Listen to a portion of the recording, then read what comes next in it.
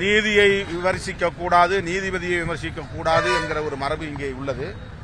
ஆனால் நீதி என்கிற பெயரால்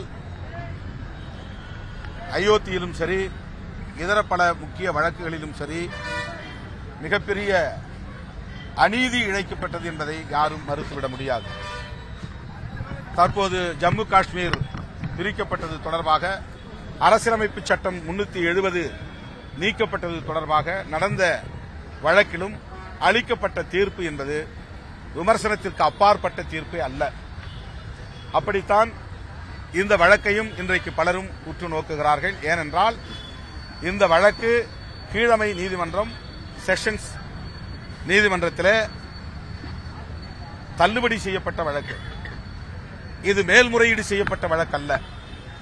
நீதிபதி ஜெயச்சந்திரன் அவர்களே தன்விருப்பு அடிப்படையில், சோமோட்டோ தன்விருப்பு அடிப்படையில் அவரே எடுத்துக்கொண்டு விசாரித்த ஒரு வழக்கு. அவர் ஏற்கனவே அதிமுக ஆட்சியில் சட்டத்துறை செயலாளராக இருந்தவர். இந்த வழக்கு அவர் மீது புனையப்படுவதற்கு அவரும் ஒரு காரணமாக இருந்திருக்கிறார்.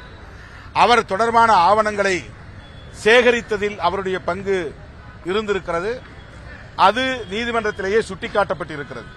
அப்போது கூட அவர் இதை நீங்கள் முன்கூட்டியே சுட்டிக்காட்டியிருந்தாலும் நான் இந்த வழக்கில் இருந்து விலகி இருக்க மாட்டேன் என்றும் சொல்லியிருக்கிறார்.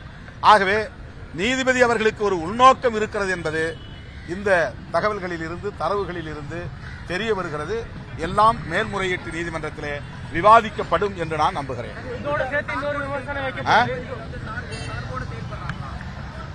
ஒரு சார்பாக செயல்படுவது போன்ற தரவுகள் தான் நமக்கு கிடைக்கின்றன. இந்த தீர்ப்பில் நேர்மையாக நடந்திருப்பது போன்ற தோற்றம் எழவில்லை. அவரே தனிப்பட்ட தன்விருப்பு அடிப்படையில் இந்த வழக்கை எடுத்து விசாரித்ததும், அவரே இந்த வழக்குக்கு தேவையான ஆவணங்களை ஏற்கனவே தயார் செய்ததும் இப்போது வெளிப்படையாக தெரிய வந்திருக்கிறது. நேற்று இதே நீதிபதி ஒரு வழக்கில் தீர்ப்பு வழங்கியிருக்காரு. புதுச்சேரி எம்எல்ஏ, பாஜக எம்எல்ஏ ஒரு தேர்வுல ஆள்மாறாட்டம் செய்ததா ஒரு வழக்கு தொடரப்படுது. அதுல போதிய ஆதாரங்கள் இருந்து இதே நீதிபதி தள்ளுபடி பண்ணியிருக்காரு. இது இரண்டையும் பார்க்கும்போது அது மாதிரி சண்டை. இப்போதெல்லாம் நீதிபதிகளும் சனாதனமயப்படுத்தப்பட்டிருக்கிறார்களோ என்கிற ஐயத்தை எழுப்புகிறது. நாடாளுமன்ற தேர்தலில் நாடாளுமன்றத்தில் 140 எம்பிக்கள் வேலைகள் பண்ணியிருக்காங்க. கிட்டத்தட்ட 140 எம்பிக்கள் அது எதிர்கட்சியே இல்லாத ஒரு இடத்துல ஒரு 4 மசோதாக்கள் கிட்ட நிறைவேற்றிருக்காங்க. முக்கியமா இந்திய தண்டனை மசோதாக்கள்லாம் நிறைவேற்றிருக்காங்க. வரும் காலத்தில் எதிர்கட்சிகள் ஒரு விவாதமே நடத்தாம மசோதாக்கள் நிறைவேற்றுவதற்கான வாய்ப்புகள் பாஜகவே உருவாக ஆரம்பிச்சிருக்கு. இந்த அரசு எதையும் செய்யும், எடுத்தேன் கவிழ்த்தேன் என்று செய்யக்கூடிய ஒரு ஆளுமைதான் நம்முடைய பிரதமர் நரேந்திர மோடி. அவர் கேபினெட்டை கூட கலந்து பேச மாட்டார். நம்முடைய கட்சியில் இருக்கிற மூத்த தலைவர்களோடும் கலந்து பேச மாட்டார். இப்போது ராம் டெம்பிள் திறப்பு விழாவில் கூட அதற்கு அடித்தளமிட்ட அத்வானி வரக்கூடாது என்று அந்த நிர்வாகத்தின் மூலமாக அவர் ஆணையிட்டிருக்கிறார். ஆகவே எடுத்தேன் கவிழ்த்தேன் என்கிற அணுகுமுறை உள்ள ஒரு பிரதமரை நாம் கொண்டிருக்கிறோம்.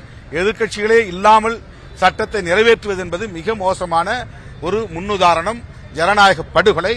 இவர்கள் அடுத்து ஆட்சிக்கு வந்தால் இந்த அரசமைப்பு சட்டம் செல்லாது என்று ஒரே நொடியில் அறிவிப்பதற்கும் வாய்ப்பு இருக்கிறது. செய்திகளை உடனுக்குடனும் துல்லியமாகவும் தெரிந்து கொள்ள சப்ஸ்கிரைப் பண்ணுங்க.